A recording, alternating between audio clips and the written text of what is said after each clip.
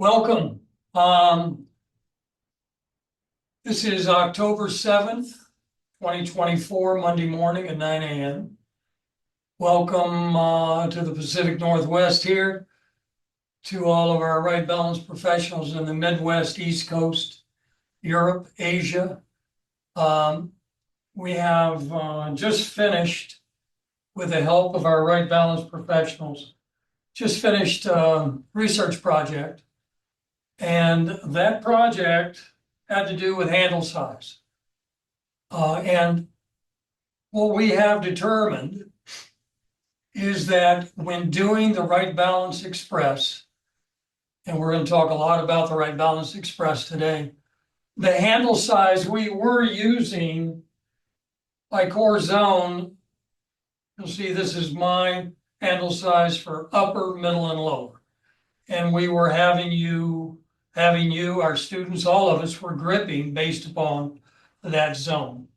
No longer is that the case. We can use any handle size to do the Wright Balance Express. You can use a golf club, which is going to make it so much easier. The key here, if you're using a club, and I've done this with students before when they had a handle size, grip size that fit. The problem is they'll tend to put their golf grip on the club. They need a 10-finger grip, all fingers touching. That is a huge key. If we even have separation, when we get to grip, I'll talk more about this. When you need a trigger finger, when you don't, how that impacts the core, and it does. So please make sure you're using a 10-finger grip. Whatever sport, if it's golf, you can at the car. Hanging out at the range now, as long as you have the 5 sub-region stance widths, your student has them, they can go through, do the Wright Balance Express, and it'll be good. So, I want to, the evolution of Wright Balance has been a function of the research done. And you've heard me say before, in the years past, we never release anything new until we have 40 subjects. And I made an appeal during our last, we had, I think, 25 at that point, during our last Zoom session 2 weeks ago. Since then, we've gotten another 16. So I can't thank you enough with your participation, those of you who did. I know Kevin must have been measuring all of his neighbors. I know he got all of his family members. And the interesting thing is, it was measuring, and what I asked for, measuring people that don't play golf, have no background knowledge of Wright Balance Express, and that is really the best subject population when you're doing research. But anyway, I want to express my sincere thanks. So today, in addition to what I'm about to show you, I have made 2 videos that will be sandwiched into. This is chapter 5, part 1, education session. So I did about a 10 or 15-minute video on how to do the Wright Balance Express.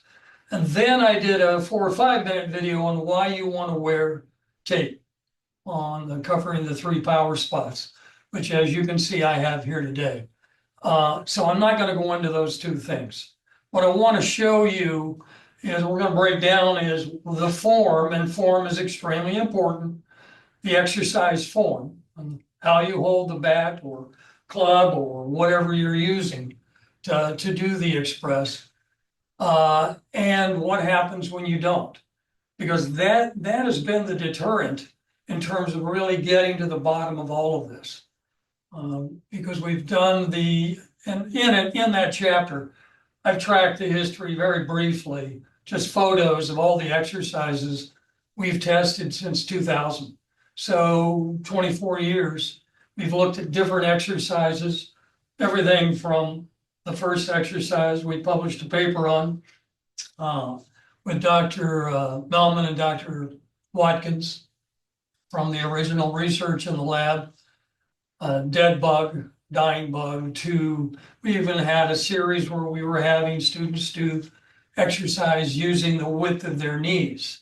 And those of you who've been around for quite a while might remember that. Then we went into no club, just doing the Express exercises, and then we introduced the club. So how you hold this and when is what I'm going to go into now, but let me just make one comment.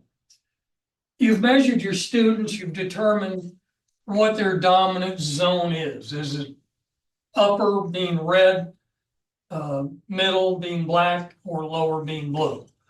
And should you look at handle size? Yeah, you should, for two reasons. If they're not going to do the Wright Balance Express, which now all they need are the 5 subregions and 40 seconds in each one.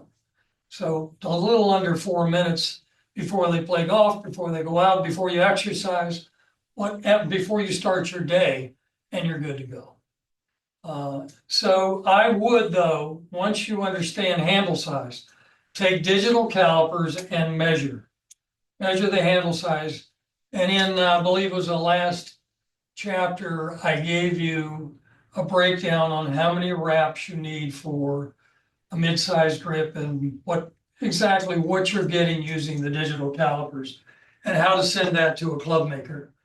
You don't have to be exact if you're doing the Wright Balance Express, but you want to have something in the comfort range. For example, I measured low core. This was my original low core grip size. It's an oversized grip, something like 6 extra wraps. This is my upper core grip size. You can see the difference. So if I were trying to play lower core with this is standard, that club is going to move because I have so far out of the fingers. I'm going to get a lot of movement in my hands. So by measuring, you can begin to approximate. You don't have to go to the full size. If you were to go with this instead of, say, a mid-size plus a couple of wraps, I'll be in good shape. So you do want to approximate handle size, at least get close, or it's small enough. It may be too big to be able to, what you're doing is you want to make sure that the power spots go on the other side. So you do want to measure for that. The next thing I want to show you then is the form that's described in that video on how to do the Wright Balance Express. You'll find this is going to be an introduction. Then you'll have the video on how to do the Wright Balance Express, then the video, very short video on why to wear tape. And this being the next segment of the Zoom call. So